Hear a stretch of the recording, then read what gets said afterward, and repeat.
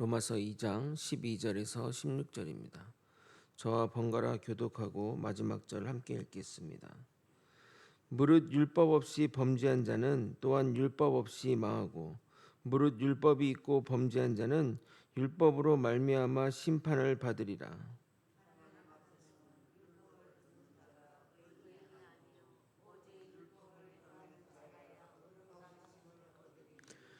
율법 없는 이방인이 본성으로 율법의 일을 행할 때에는 이 사람은 율법이 없어도 자기가 자기에게 율법이 되나니 이런 이들은 그 양심이 증거가 되어 그 생각들이 서로 혹은 고발하며 혹은 변명하여 그 마음에 새긴 율법의 행위를 나타내느니라.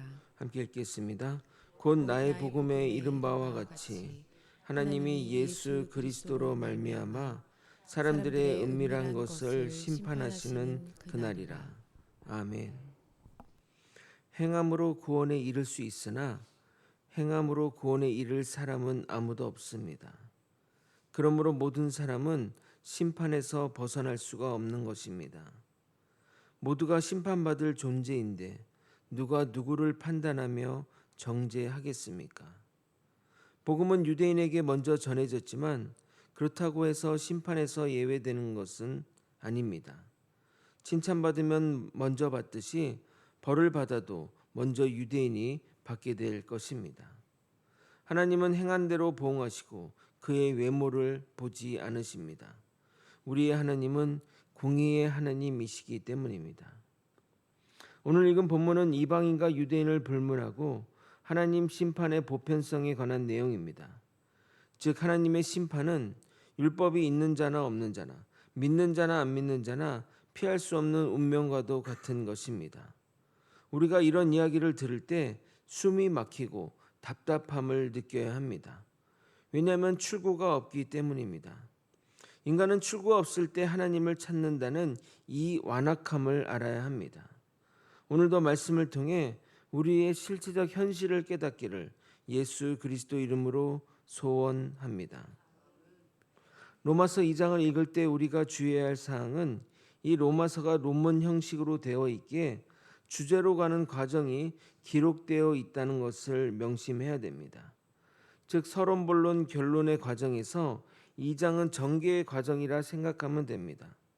그러므로 지금의 논리 전개는 하나님의 은혜가 배제된 상태에서 율법의 역할로 보면 된다는 겁니다. 이 이후에 율법을 지나 은혜의 내용이 나올 건데 지금 이 내용은 은혜를 배제한 율법의 과정으로만 설명하기 때문에 우리가 아는 것과 조금 다르게 느껴질 수 있습니다. 12절을 여러분이 한번 읽어보도록 하겠습니다. 시작. 무릇 율법 없이 범죄한 자는 또한 율법 없이 망하고 무릇 율법이 있고 범죄한 자는 율법으로 말미암아 심판을 받으리라. 율법 없이 범죄한 자는 불신자를 말하는데 그들이 율법을 몰랐다 할지라도 멸망할 것입니다. 반대로 율법을 알고도 범죄한 자는 율법에 따라 심판받게 될 것입니다. 그러므로 율법을 알았든 몰랐든 중요한 것은 하나님께 범죄했다는 것이니 그들의 행함에 따라 심판받게 되는 것입니다. 율법을 알았다 할지라도 그 율법대로 살지 못한다면 아무런 의미가 없습니다. 기독교의 율법은 지식과 실천 사이에서 실천을 매우 강조하고 있습니다. 많은 이들이 율법을 아는 것으로 율법을 잘 지킨다고 착각합니다. 그러나 하나님은 그 결과를 이렇게 명확하게 구분하십니다. 13절입니다. 하나님 앞에서는 율법을 듣는 자가 의인이 아니요 오직 율법을 행하는 자라야 의롭다 하심을 얻으리니. 지식이란 그 지식 자체의 가치가 있는 것이 아니라 선하게 활용이 될 때 진정한 가치를 가지게 되는 겁니다. 불을 끄는 소화기가 어디에 비치되어 있는지 안다 할지라도 불이 났을 때 그 소화기를 활용하지 않는다면 아무런 의미가 없는 것처럼 말입니다. 이것은 우리에게도 동일합니다. 지식으로 아는 믿음, 행함이 없는 믿음은 아무런 의미가 없습니다. 오히려 그 지식이 남을 평가하는 데 쓰인다면 그 지식은 재앙이 되는 겁니다. 로마서 2장 14절 15절을 보면 시작점과 끝점에 괄호가 있는 것을 보게 될 것입니다. 원래 원문에는 이 괄호가 없는데 넣은 이유는 본 주제와 다른 주제를 언급하기 때문입니다. 그래서 읽는 분들이 갑자기 이것이 무슨 말인지 할까봐 첨가문처럼 보이도록 기록한 것입니다.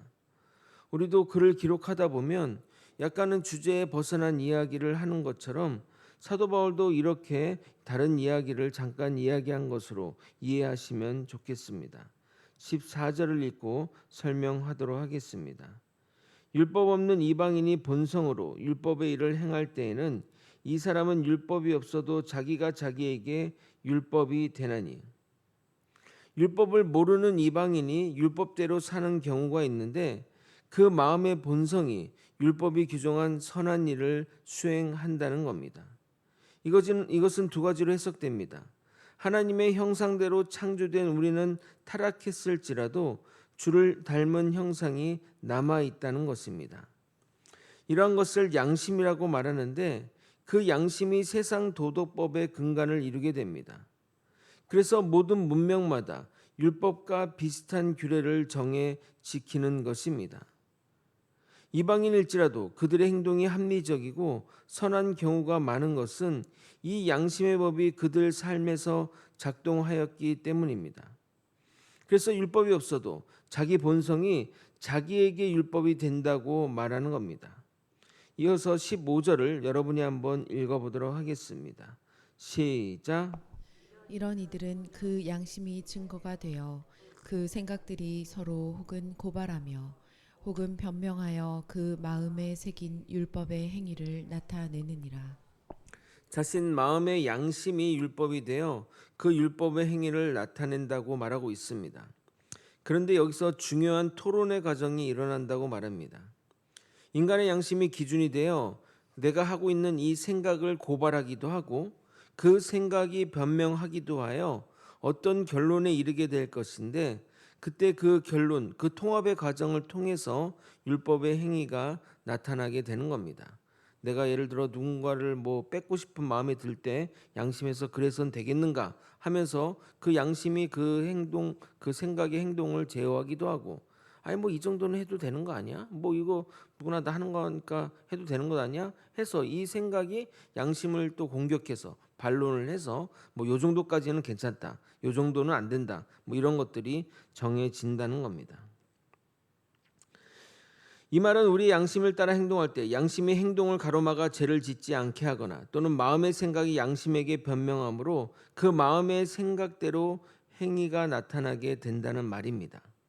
즉 믿는 자의 마음밭에서 일어나는 일이 불신자 또는 이방인 마음밭에서 동일하게 일어나는 것을 말합니다. 우리는 율법이 우리의 행동과 생각을 제어하듯이 믿지 않는 사람, 이방인들은 양심이 자기 행동을 제어한다는 겁니다. 이처럼 나름의 치열한 공방전 끝에 행위가 드러나는 것이니 인간이 만든 도덕법이라고 해서 결코 수준이 낮거나 급조된 것이 아닙니다. 가끔 불신자들이 성경의 율법이 세상의 법을 차용하였다고 말하기도 합니다. 이것이 무슨 말이냐? 성경 기록 이전에 쓰여진 세상 법전, 대표적으로 함무라비 법전을 보면 율법과 유사한 면이 많아 율법의 출처를 의심하는 경우가 있습니다. 그러나 세상법은 이러한 치열한 공방 가운데 만들어진 것이지만 율법은 계시로 주어진 겁니다. 설령 비슷한 것이 있을지라도 치열한 공방전 가운데 탄생한 것이니 인간이 만든 법이랄지라도 정교함을 가지는 것이고 당연히 하나님의 율법은 하나님이 주신 것이니까 정교한 것입니다. 이런 것들을 우리가 불신으로 보기 시작하면 믿음은 점점 사라지게 되는 겁니다. 그러나 여기서도 대전제는 의롭다함을 얻을 육체는 하나도 없다는 것입니다. 율법을 정확하게 아는 자들도 의롭게 될 일이 없는데 장님 문고리 잡듯이 해서 율법을 지킨다고 할지라도 하나님의 의의 기준에는 미치지 못한다는 겁니다. 오직 사람이 의롭게 되는 것은 예수 그리스도의 보혈이며 그 보혈을 믿는 믿음인 것입니다. 비록 율법이 없는 이방인이라 할지라도 장이 행위의 옳음을 양심의 증거를 통하여 알 수 있습니다. 즉 누구나 도덕적 기준을 가지고 있다는 겁니다. 그런데 문제는 이 도덕적 기준이 사람마다 다르다는 데 문제가 있습니다. 예를 들어 한 정치적 사건에 대해서도 얼마나 사람마다 의견이 다릅니까? 누구는 찬성하고, 누구는 반대하고, 누구는 관심 없고, 누구는 분노하고 등등. 그러나 누가 옳고 그름을 맞다고 이것이 맞다고 강제할 수 있겠냐 이 말입니다. 각자의 기준과 논리가 있다는 겁니다. 그러므로 그것은 진리가 될 수 없습니다. 누구에게는 옳은 것이 누구에게는 틀리면 그것을 누가 진리라 하겠냐 이 말입니다. 진리는 어디서도 동일해야 됩니다. 우리는 여기서 한 단어를 살펴볼 필요가 있습니다. 바로 양심으로 번역한 시네이데시스입니다. 그 뜻은 다른 이들과 함께 본다라는 의미입니다.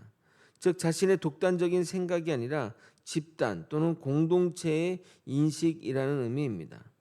그러한 집단적 인식이 그 집단 내에서 공유되고 인정이 될 때 법이나 규칙으로 발전하게 되는 겁니다. 그런데 이런 집단적 인식이니 그러니까 그것들은 나름의 그런 정당성을 가지고 있다 생각할 수 있지만 이 집단적 인식은 지형적 조건이나 역사적 사건과 밀접한 관련이 있습니다. 예를 들어 우리나라는 삼면이 바다로 둘러싸여 반도 국가이기 때문에 어디든 나아갈 수 있습니다. 이런 나라의 특징은 유행에 민감하고 일반 문화뿐만 아니라 음식 문화가 발달하기 마련입니다. 산과 들에서 바다에서 모든 것들을 얻을 수 있기 때문입니다. 우리나라와 이탈리아를 보면 잘 알 수 있습니다. 우리의 한류가 괜히 세상에서 먹히는 것이 아닙니다. 그러므로 이러한 집단 공동의 함의는 지역적 상황과 역사적 상황에 따라 달라질 수 있기에 이것 또한 진리라 할 수 없다는 것입니다. 사도 바울은 유대인이 율법에 따라 심판받거나 또는 이방인이 양심에 따라 심판받는 날이 분명히 올 것을 강조하며 그때는 감춰진 것이 다 드러날 것이고 우리가 은밀하게 지었던 모든 죄가 드러날 것으로 인해 망신당할 것을 이야기하고 있습니다. 16절을 여러분이 한번 읽어보도록 하겠습니다. 시작. 곧 나의 복음에 이른 바와 같이 하나님이 예수 그리스도로 말미암아 사람들의 은밀한 것을 심판하시는 그 날이라. 여기서 나의 복음이라고 하니 마치 사도 바울이 주체가 되어 신적 뜻을 드러낸 복음이라고 오해될 수 있는데 그런 말이 아니라 예수께 받은 그분에 관해 증거하는 복음을 말하는 겁니다. 여기서 우리가 주의해야 할 것은 우리의 은밀한 것이 심판받는다는 겁니다. 하나님이 중요하게 여기는 것은 누구에게나 보여지는 행위가 아니라 그 행위를 이끄는 내면적 동기입니다. 인간이 아무리 속이려 해도 하나님을 속일 수는 없습니다. 하나님은 보이는 것을 심판하지 않고 그 안에 감춰인 것을 드러내어 심판하십니다. 누가복음 12장 2절 3절은 이렇게 말합니다. 감추인 것이 드러나지 않을 것이 없고 숨긴 것이 알려지지 않을 것이 없나니 이러므로 너희가 어두운 데서 말한 모든 것이 광명한 데서 들리고 너희가 골방에서 귀에 대고 말한 것이 지붕 위에서 전파되리라. 우리의 깊은 것을 보시는 하나님을 우리는 진정으로 두려워해야 할 것입니다. 말씀을 정리하겠습니다. 율법 없이 죄를 지어도 망하고 율법 있어도 죄를 지으면 망합니다. 누구나 예외는 없습니다. 그러므로 율법이 있고 없고가 중요한 것이 아니라 그 율법대로 얼마나 살아내느냐가 중요합니다. 그런데 율법이 없는 자도 자신만의 기준을 가지고 살아갑니다. 때로는 율법 없는 자들이 만든 법이 율법과 동일하기도 합니다. 그것은 양심이 작동하여 서로 치열한 공방전 가운데 행위가 규정되었기 때문입니다.